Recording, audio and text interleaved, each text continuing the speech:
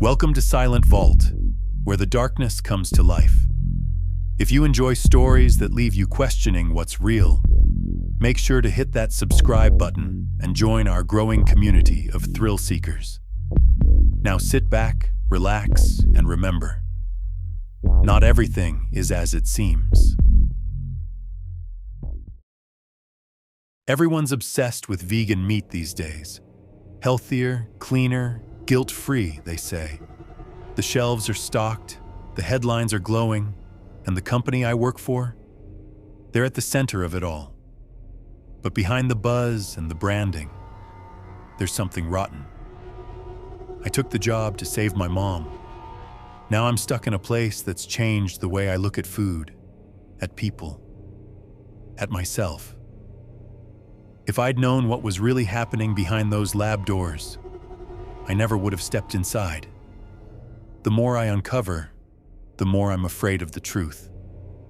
I grew up in Elmwood, a small town where everything and everyone was familiar, except for me. My mom raised me on her own after my dad died when I was too young to remember him. She worked 2 jobs to keep things together, and I did what I could to help. She didn't have much, but she gave me all she had. The world may not have been easy on us, but she never let me see her struggle. She was always there, patient, kind, supportive. As for my dad, I have only a few old pictures and stories my mom tells me. She always said he was a good man, but to me, he's just a shadow in the past. I learned that my dad had left behind an inheritance. It wasn't much, but it was enough to pay for Redwood Biotech University, a top-tier school that specialized in life sciences and cutting-edge biotechnology. My dad had attended this university too, and in his will, he made it clear he wanted me to go there as well. For a while, it felt like a dream. I got into a good school, a place where I could finally prove I could be someone, the kind of place my mom could be proud of. But the truth is, I wasn't the smartest guy.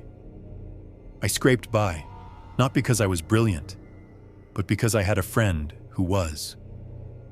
Jared was always the top of the class, the guy who could answer every question, who understood things so much faster than the rest of us. Without him, I wouldn't have made it through those grueling exams or late-night study sessions. His intelligence was my safety net, and I didn't mind leaning on it. But we were friends, not because I was smart, but because I had his back. There were a few guys on campus who liked to pick on him, push him around. Bullies, really. And I didn't stand for that.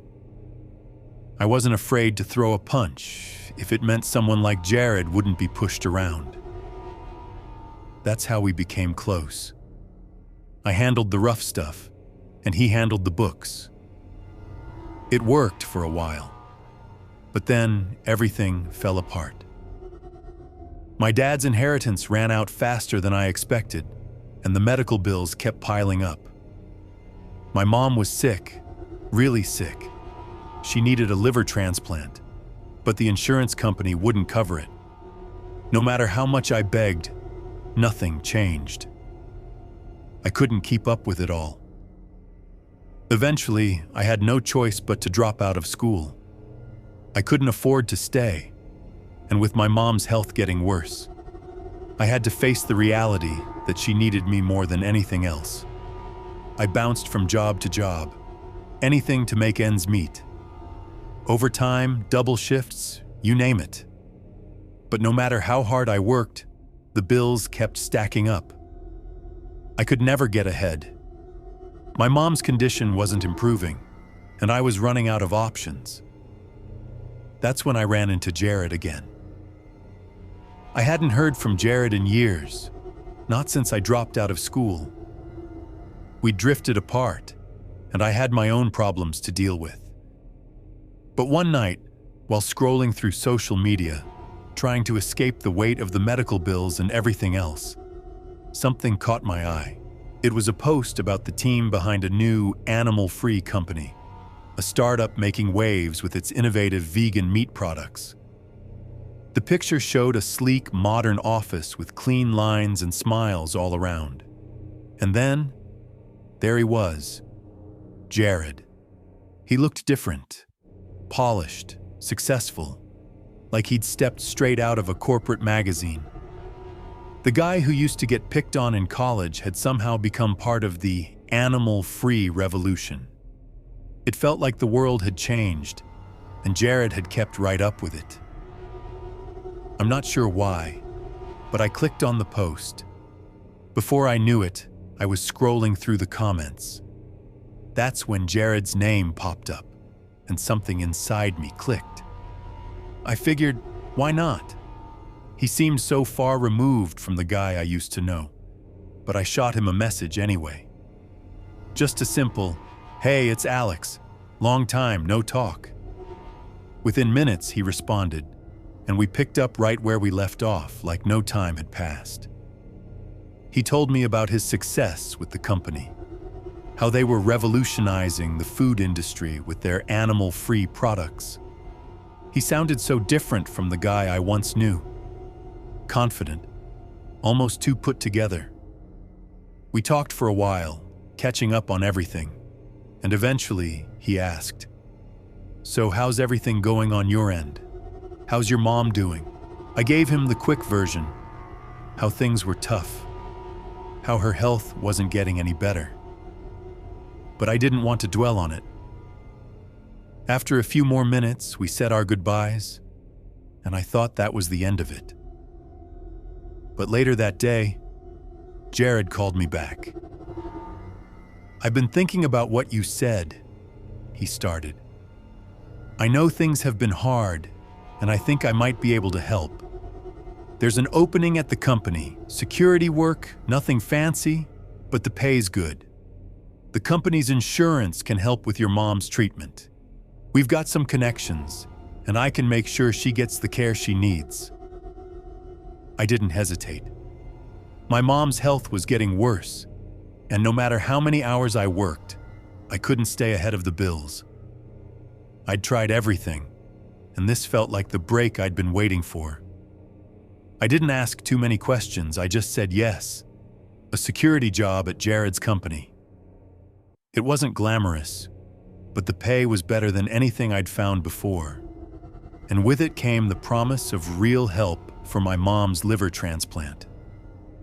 So I took the job, not knowing much about the company beyond the buzz. They were all over the news for developing lab-grown alternatives to meat, calling it the future of food. It sounded promising enough. My position was straightforward. Monitor the building, check credentials, keep to myself. Nothing complicated. Or at least that's what I was told. But from day one, something felt off. The facility was spotless, almost too spotless. It didn't feel like an office, it felt like a lab. Everything was metal, sterile, and cold, lit by harsh white lights that made it hard to forget where you were. No electronics were allowed past the front doors, which made sense, I guess, given the kind of work they did. Everything was locked down and kept quiet. We had to sign NDAs just to step inside. And the background checks? They dug deep, way deeper than I expected for a basic security gig. I was just a guy without a degree, trying to cover his mom's hospital bills. But they acted like I was applying for something bigger. The first few weeks were exactly what I expected.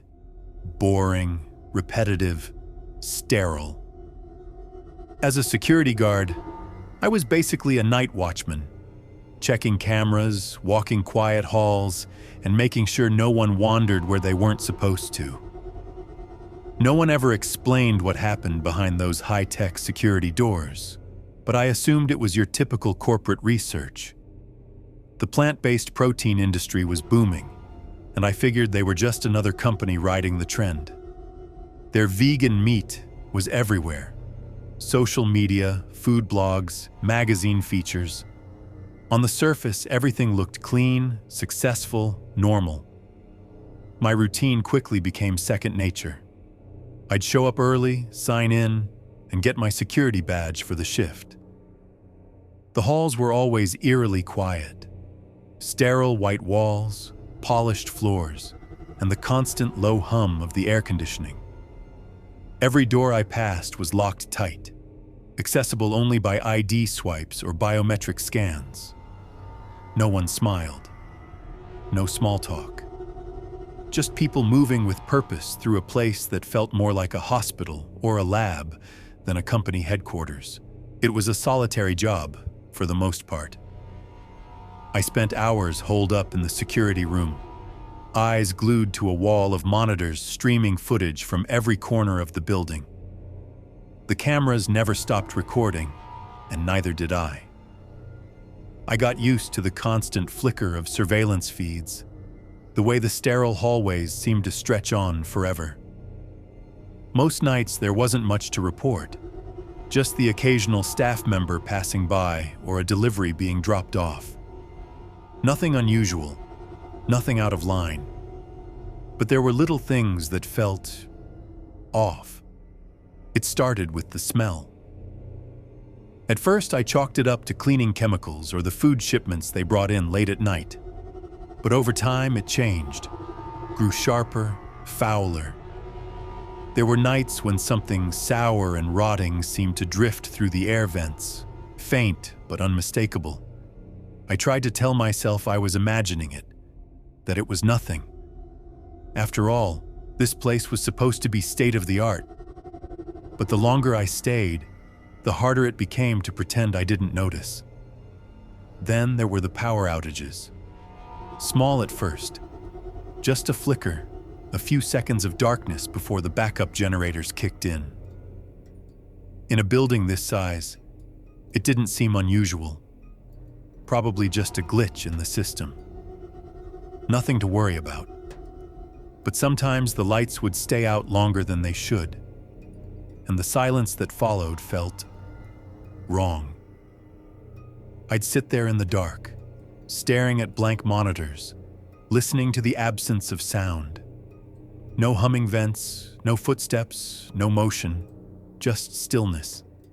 Like the whole building was holding its breath, waiting for something I couldn't see.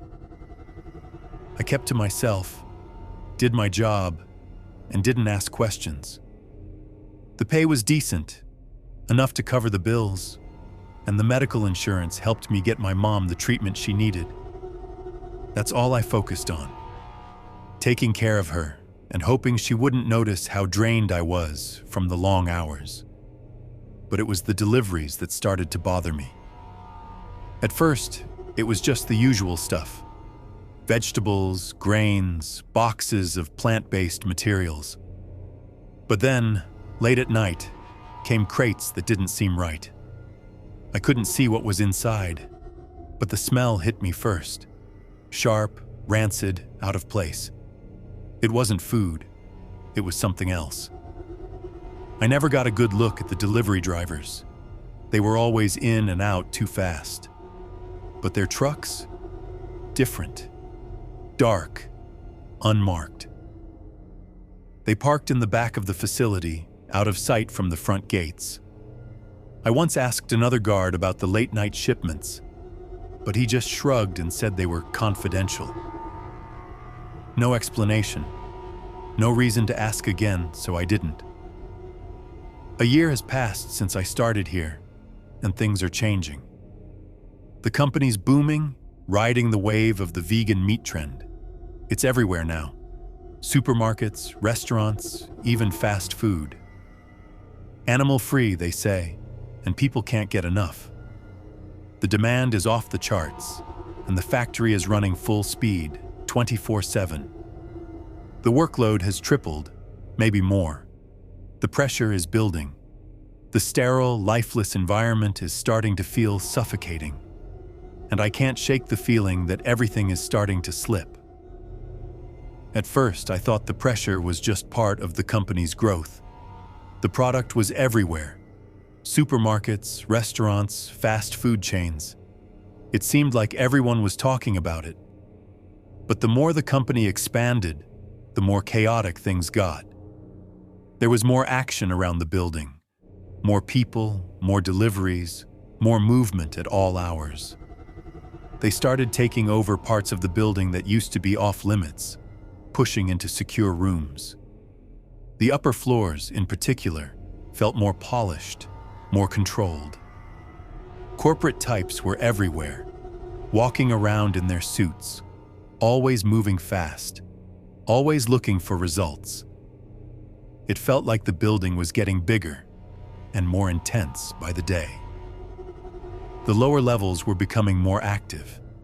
Once tightly secured, they were now being opened up more frequently. Guards like me were asked to patrol these areas with less clearance. It felt like they were pushing everything deeper into the building, away from prying eyes. It made my skin crawl. With the overtime, I was spending more time on site, making more rounds. One night, I decided to go further down.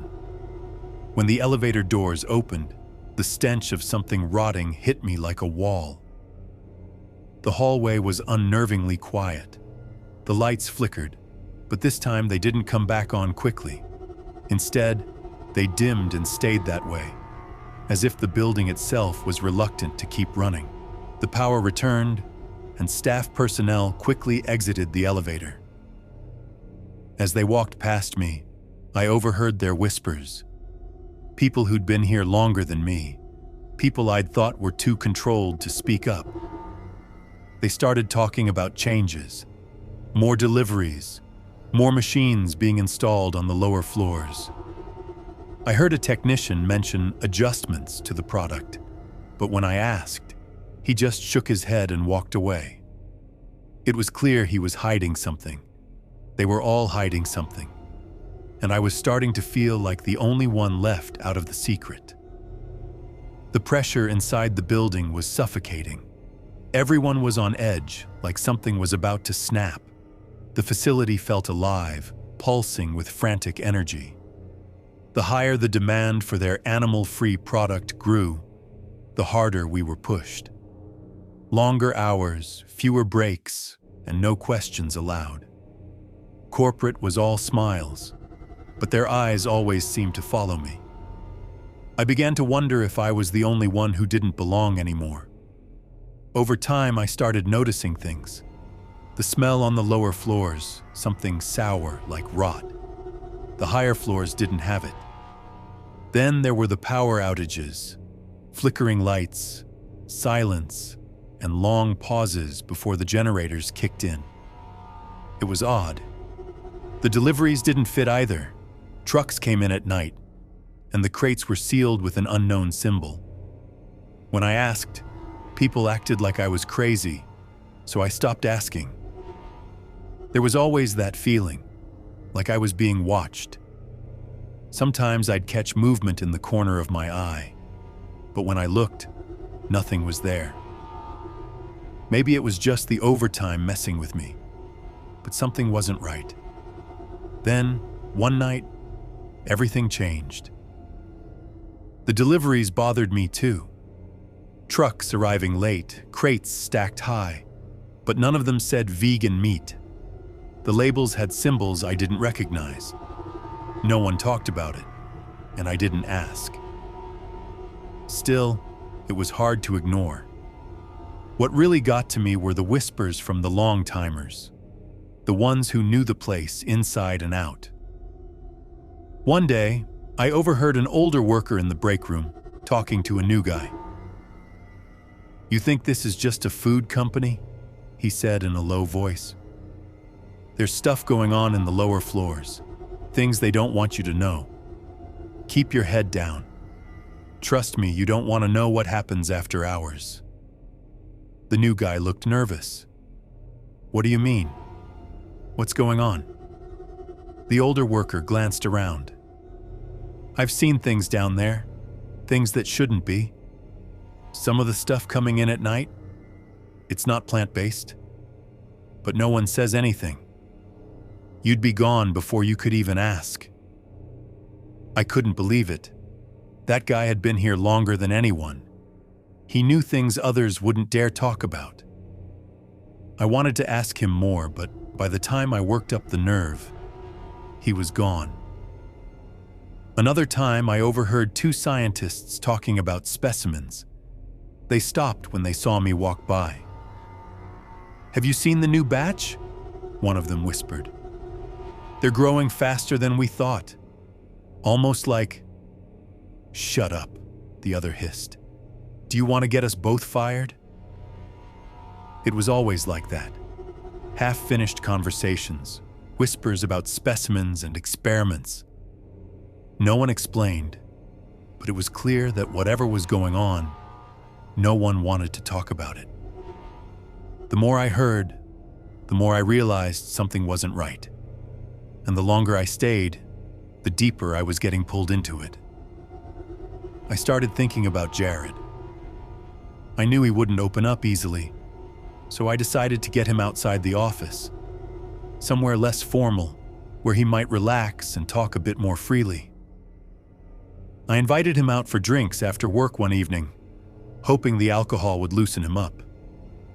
At first he was hesitant, like he wasn't sure if it was a good idea, but after a couple of rounds, he started to relax, his usually polished demeanor slipping a little. "So, come on," I said with a grin, trying to keep it casual. "What's the deal with the lower floors? You've been here long enough to know what's really going on. People are talking." He laughed nervously and shook his head. "People talk, Alex. Always have. Always will. It's just rumors. Nothing worth worrying about." "Yeah," I said, pushing a little, keeping my tone light but serious. "But the thing is, I'm hearing the same stuff over and over. Deliveries at weird hours, people disappearing, smells, and it's not just the staff. I've seen it myself. There's something off about this place, man." His smile faltered as he took a long swig of his beer. His eyes flicked to the side like he was deciding whether or not to say more. "You're digging too deep, Alex," he said finally. "Seriously, don't. I know you're curious, but trust me, there's stuff you don't want to know about." Alex leaned in, lowering his voice. "Come on, Jared. Don't act like you've never seen anything. You've been here for ages. What's going on in the lower levels?" Jared looked away, staring into his drink, but I could tell he wasn't just avoiding the question. He was thinking. "You don't get it, man. People like us, we don't ask questions about things we don't understand. There are things happening down there that I can't explain, things I wish I didn't know. And trust me, you don't want to get involved in it. This company, it's bigger than what you see on the surface." Alex leaned closer, voice firm. "What do you mean, things? Come on, Jared, I need to know. I've seen the deliveries, I've heard the whispers. People don't just vanish here." Jared's voice dropped to a low, warning tone. "Don't make me say it. Just don't. You think you can handle the truth? What's down there isn't what you think. The product, the people, hell, the whole place. It's not what it looks like. You want to keep your job, keep your head down, and forget about it. I'm telling you this for your own good, Alex." The tension in the air grew thick, and I could feel Jared wasn't playing around.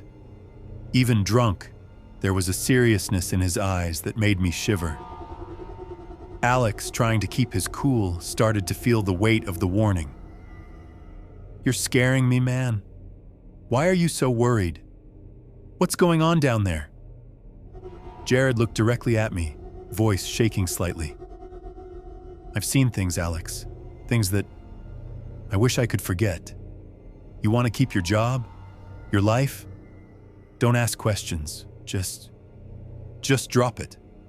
If you go digging into that, you'll regret it. I'm serious." There was a long pause as he looked away again, taking another drink like he was trying to steady himself. I sat there, the air between us thick with unspoken words, and I knew this wasn't just advice. It was a warning.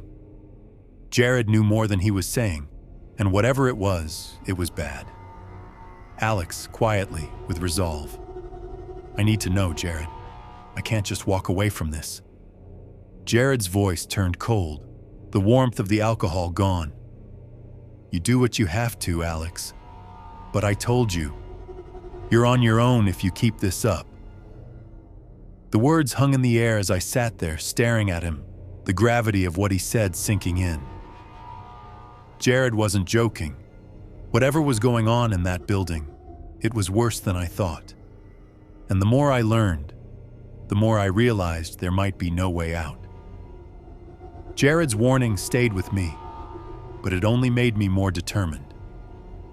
I couldn't ignore what I'd seen, the whispers, the rumors, the strange things happening in the building. It was all connected, and now I had to figure out what they were hiding on the lower floors. I knew my chance would come during another power outage. They were happening more often, and it felt like something in the facility was breaking down. The outages might be my only shot to get deep enough into the building. Luckily, being a security guard had its perks. I had access to the floor plans and the security systems. I'd spent enough time watching the power feeds to know how the building shifted during blackouts. When the main power went out, the backup generators kicked in, but the elevators didn't. They stalled, giving me the perfect window to make my move. I figured it out over time. The elevators could be overridden. If I timed it just right, if I was in the right place at the right moment, I could access the lower floors while the building was still in chaos. But I had to be careful. I couldn't let anyone notice I was off script. The next blackout was inevitable. I could feel it in the air. The building always shifted just before the power went out. The machines hummed louder. The lights flickered more frequently. It was like the place itself was warning me. But I was ready. I started memorizing the elevator system, planning the safest routes, avoiding cameras, and identifying the least guarded areas. It was a gamble. I had no idea what I'd find down there, no idea if I'd make it out again. But time was running out. Jared was right about one thing. This wasn't a game anymore. It wasn't just a job. If I didn't act now, I might never get the chance again. The building fell silent, the hum of machinery fading into an eerie stillness. The blackout hit just as expected. The backup generators kicked in almost immediately, but the lights flickered, casting jagged shadows across the hallways. This was it, the moment I'd been waiting for. I waited a few moments, letting the darkness settle. The cool air filled the empty halls. I'd already made my move. The backup systems would keep the lower floors locked down unless you had the right clearance, but I wasn't going to let that stop me. The elevator was my only option. I knew the power failure would stall it between floors.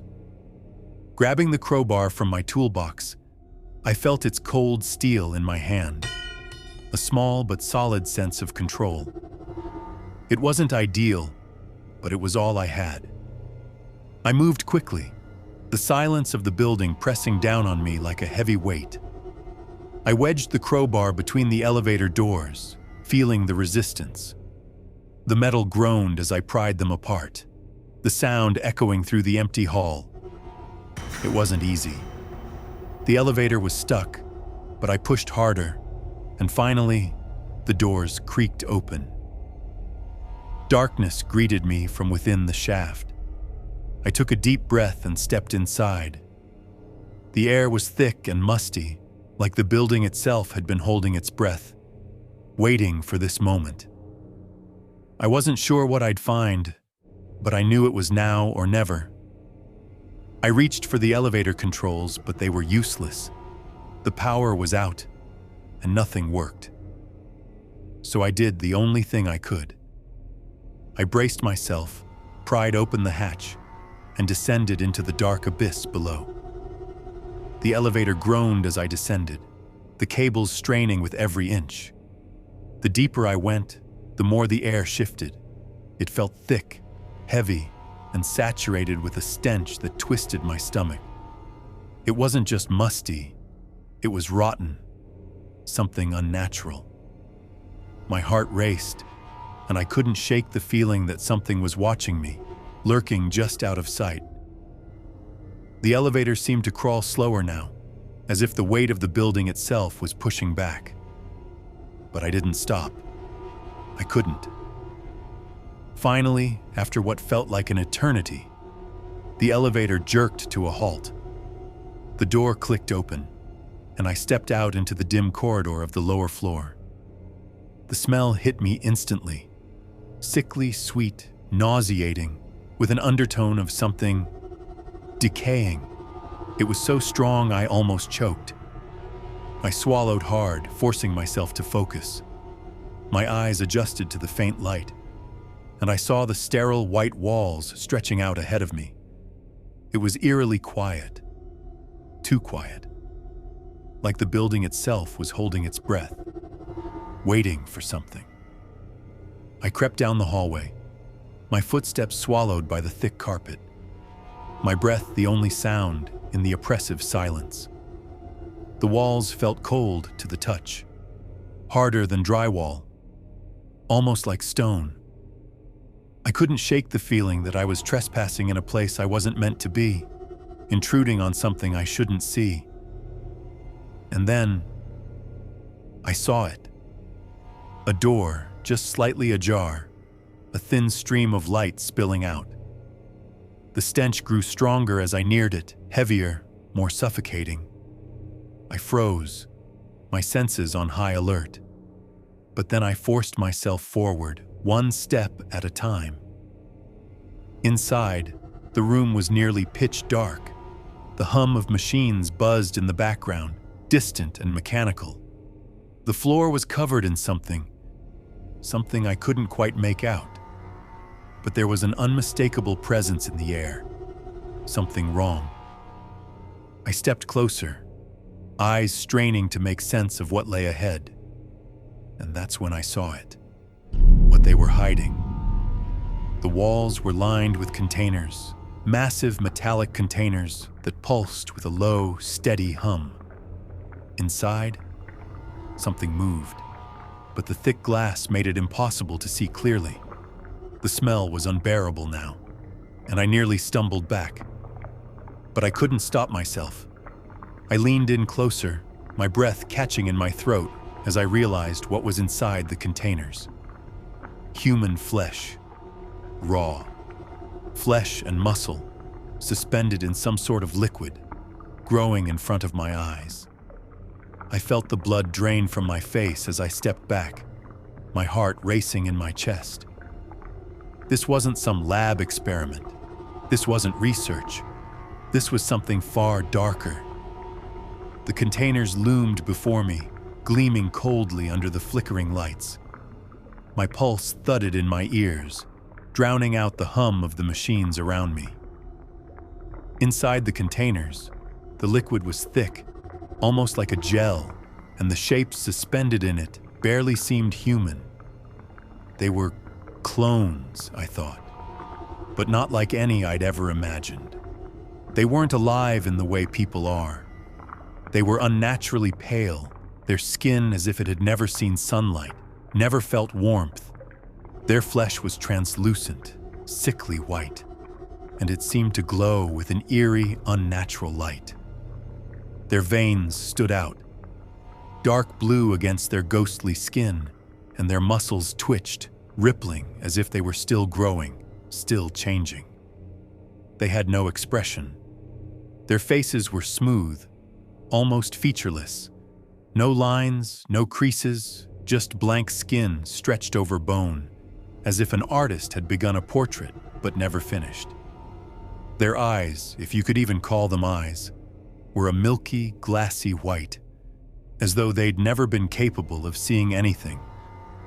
There was no life in them, no awareness, no soul. Some were perfectly still, suspended in the liquid like mannequins in an abandoned store. Others twitched faintly, barely noticeable, like the last remnants of a heartbeat that had long since failed. The only sounds in the room were the hum of machines and the slow drip of fluid. Their bodies floated weightlessly, the liquid swirling around them, as if it too was alive with some twisted purpose. I moved closer to one, my breath catching in my throat. The nearer I got, the clearer it became that these weren't just clones. They were experiments. Something far worse. These beings had been made with no care for their humanity, no concern for their existence. They were empty shells, products, not people. Their bodies were stitched together, parts more developed than others, like a grotesque patchwork of growth, sewn together with surgical precision into nightmarish, unfinished shapes. They weren't just clones. They were abominations, twisted things that had never been allowed to live. One of them twitched. Its finger moved, slow, deliberate, like it was being controlled by strings. I stepped back, my hands shaking. The room felt suffocating, thick with the smell of chemicals and decay. The silence was heavy, broken only by the soft hum of the machines. Machines that seemed to be feeding these things, giving them life, or something like it. Then it hit me. These things weren't just experiments. They were being prepared for something worse. I couldn't wrap my head around it. Everything I'd seen felt unreal, but it was too vivid, too clear. The grinding machines hummed loudly, their sharp teeth flashing under flickering lights. The sound wasn't just noise. It felt wrong. Like it wasn't just breaking things apart, but turning them into something else. The growl of the machinery seemed to shake my bones. I blinked, trying to clear my head. What was I seeing? Massive grinders lined the walls, connected to long chutes that led into the dark. But the flesh they were grinding, it didn't seem real. Or maybe it was just too much for me to process. I took a step closer. The air reeked, sickly sweet, rot-like. But I couldn't pinpoint what it was. Was it just my imagination? Was I really here in this sterile white room, watching something I couldn't even begin to understand? The shredded pieces of flesh on the conveyor belts seemed impossible. They didn't look like they belonged to any animal. They looked too human. But I was too terrified to get close enough to examine them in detail. The grinding didn't stop. The relentless rhythm of the machines felt suffocating, like the building was breathing in time with the gears, with the pulleys and churning metal. My mind tried to block it out, but it only grew louder. The flesh was broken down, torn apart, but it couldn't be real. I wasn't looking at what I thought I was looking at. There had to be an explanation. I stumbled back, nausea rising in my throat, but I couldn't look away. The conveyor belts kept moving, pushing strange, translucent bags toward some kind of packaging machine. Everything was so clean, so precise. It was like the whole thing was a setup, a carefully crafted display of horror meant to break me down.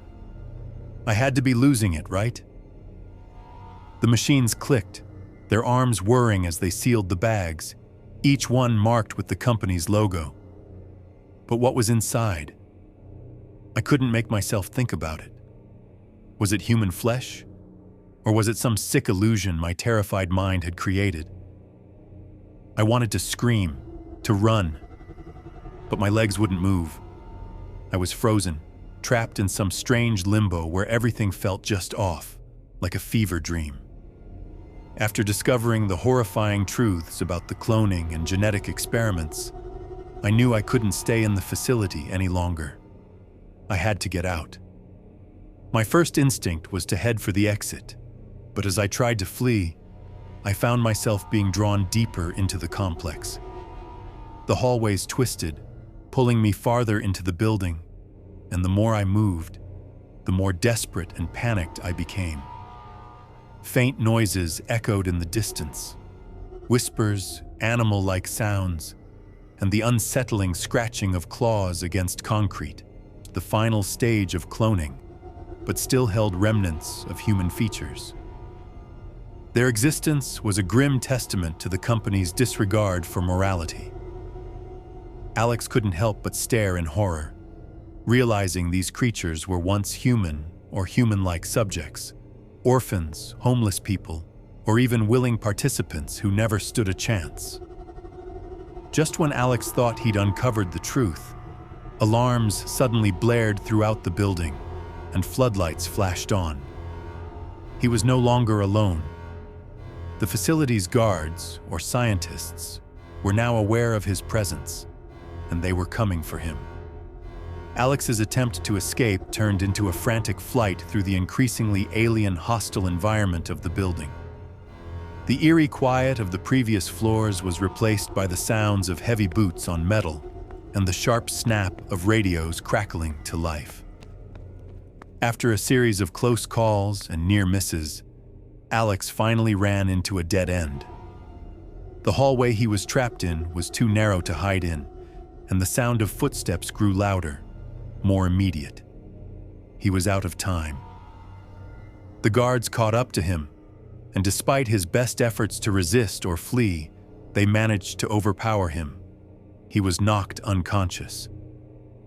Alex's head throbbed as he slowly regained consciousness. He was lying on a cold, sterile surface, the hum of machinery filling the quiet room. His vision blurred, but gradually he saw Jared standing nearby, watching him with an unsettling calm. "Jared." Alex's voice cracked. "What's happening? Where am I?" Jared didn't answer immediately. Instead, he gestured toward a row of glass containers along the wall. Inside, Alex saw something he couldn't comprehend. Multiple versions of Jared, floating lifelessly in liquid. "What are those?" Alex's voice was barely a whisper. Jared's eyes met his. "Those are my clones." Alex sat up with effort, his mind racing. "Clones? What do you mean?" "Your clones." Jared stepped forward. "People like me volunteer.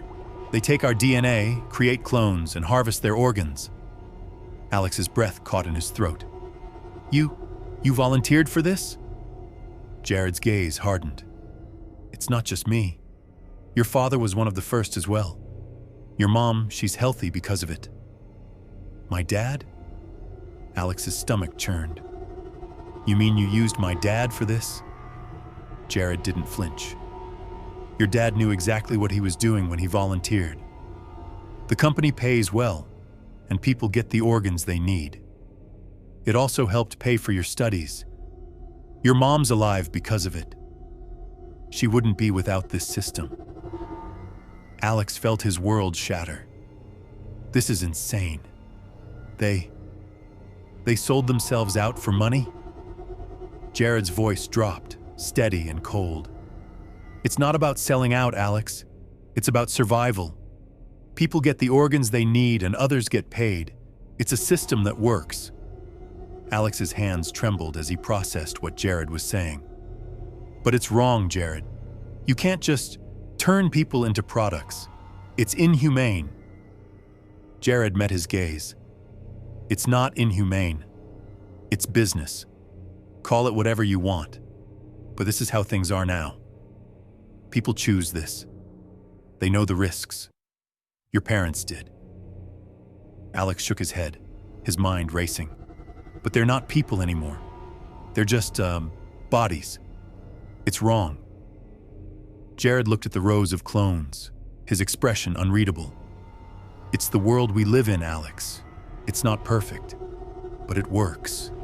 Your mom's alive because of it. It's not about right or wrong. It's about survival. Alex stood silently, his mind numb with the weight of the truth. He didn't know how to feel, didn't know how to process the reality of it. But Jared's words rang in his ears, and no matter how much he hated it, he knew it was the world they lived in now. Jared stood there, his eyes piercing through Alex like he was trying to gauge his every thought. The silence between them stretched thin. "You have two options, Alex," Jared said finally, his voice calm but carrying a weight of finality. "You can walk out of here, keep your mouth shut, and pretend you never saw any of this. You can keep your job, protect your family, and live your life as it was. Or," Jared paused, stepping closer, his expression hardening, "you can make a scene, expose what you've seen, but be prepared. The consequences won't just fall on you. They'll fall on your mother too. This isn't a game. You push back, and it'll cost her. And you." Alex's heart slammed in his chest. The thought of his mother, of her fragile health, clouded his mind. He couldn't bear the idea of anything happening to her. The choice seemed clear, but the weight of it was suffocating. For hours, Alex was confined to a cold, concrete room. Time felt endless. His thoughts were a tornado, swirling between disgust, guilt, and fear. The pressure of knowing what was at stake, his mother's life, was unbearable. Finally, after what felt like an eternity, Alex's resolve shattered. He made the only decision that could preserve his sanity. It was the only way to keep her safe. An hour later, Alex returned home. He stepped through the front door, the warmth of home wrapping around him like a lie. His mother was already at the table, fork halfway to her mouth. She smiled when she saw him. "You're home. Sit down. I'll fix you a plate." He didn't protest, just nodded and took a seat, his body moving on autopilot. She placed a generous portion in front of him and returned to her meal. They ate in silence. The clinking of utensils was the only sound in the room. Alex pushed the food around on his plate, occasionally taking a bite, chewing without tasting. The images from the facility haunted every corner of his mind. The cages, the clones, the lifeless eyes staring back at him through the glass. He stood abruptly. "Just need a drink." He walked to the refrigerator, hoping to clear his head. He opened the door and froze. A package of vegan meat sat on the shelf, half open, its clean seal peeled back. That label, the same one he had seen in the facility. Same font, same logo, same lie. His stomach lurched. He turned and vomited into the sink, his body convulsing as everything he'd eaten came back up. The room spun. "Alex!" His mother rushed over, panic in her voice. "Honey, what's wrong? You don't like the meat?" He wiped his mouth, eyes wide, but no words came. She touched his shoulder gently, confused. "The doctor said it's supposed to be healthier, said it's a more humane choice." Humane, he thought bitterly, had become the most inhumane word of all. Alex stared ahead, numb, and in silence, as he swallowed the truth he'd never be able to spit out. Thanks for watching this chilling tale on Silent Vault. If you enjoyed the story, don't forget to like, comment, and subscribe for more unsettling journeys into the unknown. Remember, some things are better left in the shadows.